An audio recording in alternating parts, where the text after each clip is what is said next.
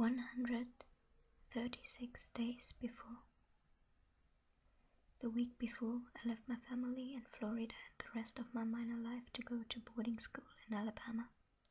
My mother insisted on throwing me a going-away party. To say that I have low expectations would be to underestimate the matter dramatically. Although I was more or less forced to invite all my school friends, i.e. the ragtag bunch of drama people and English geeks set with by social necessity in the cavernous cafeteria of my public school, I knew they wouldn't come. Still, my mother persevered, awash in the delusion that I had kept my popularity secret from her all these years. She cooked a small mountain of artichoke dip. She festooned our living room in green and yellow steamers, the color of my new school.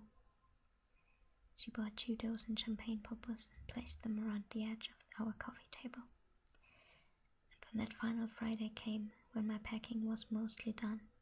She sat with my dad and me on the living room couch at 4:56 p.m.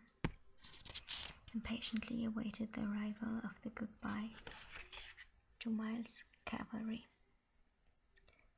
Said cavalry consisted of exactly 2 people.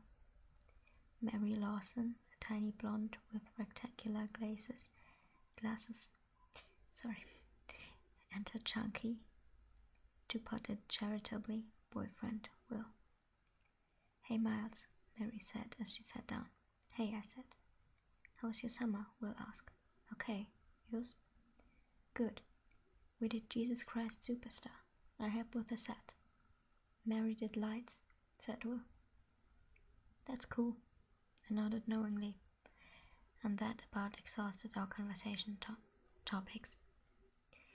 I might have asked a question about Jesus Christ Superstar, except that 1. I didn't know what it was, and 2nd, I didn't care to learn, and 3rd, I never really excelled at small talk. My mom, however, can talk small for hours, and so she extended the awkwardness by asking them about the rehearsal schedule and how the show had gone and whether it was a success. "I guess it was," Mary said. "A lot of people came, I guess." Mary was the sort of person to guess a lot. Finally, Will said, "Well, we just dropped by to say goodbye. I've got to get Mary home by 6. Have fun at boarding school, Miles." "Thanks," I answered, relieved. The only thing worse than having having a party that no one attends is having a party attended only by 2 vastly deeply uninteresting people. They left, and so I sat with my parents and stared at the blank TV and wanted to turn it on but knew I shouldn't. I could feel them both looking at me, waiting for me to burst into tears or something, as if I hadn't known all along that it would be precisely like this. But I had known.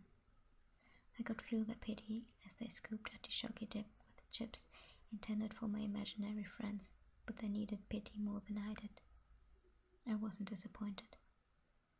My expectations had been met. "Is this where you want to leave, Miles?" Mom asked. I pulled it over for a moment, careful not to look at her. No," I said.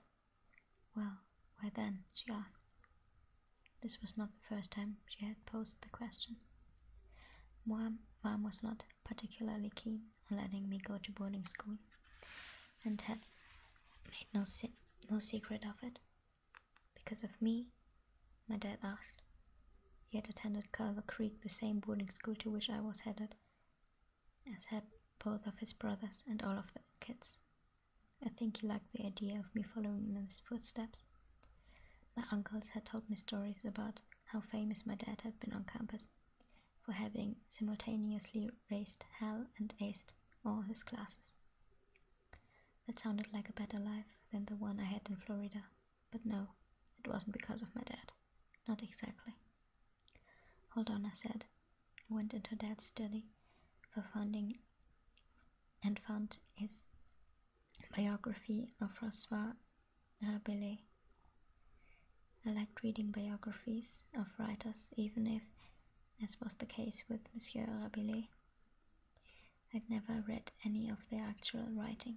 I flipped to the back and found the highlighted quote, "Never use a highlighter in my books," my dad had told me 1,000 times, but how else are you supposed to find what you're looking for? "So this guy," I said, standing in the doorway of the living room, "François Rabelais. He was this poet, and his last words were, 'I go to seek a great perhaps. That's why I'm going, so I don't have to wait until I die to start seeking a great perhaps.'" And that quieted them. I was after a great perhaps, and they knew as well as I did that I wasn't going to find it with the likes of Will and Mary. I sat back down on the couch between my mom and my dad. My dad put his arm around me, and we stayed there like that, quiet on the couch together for a long time, until it seemed okay to turn on the TV.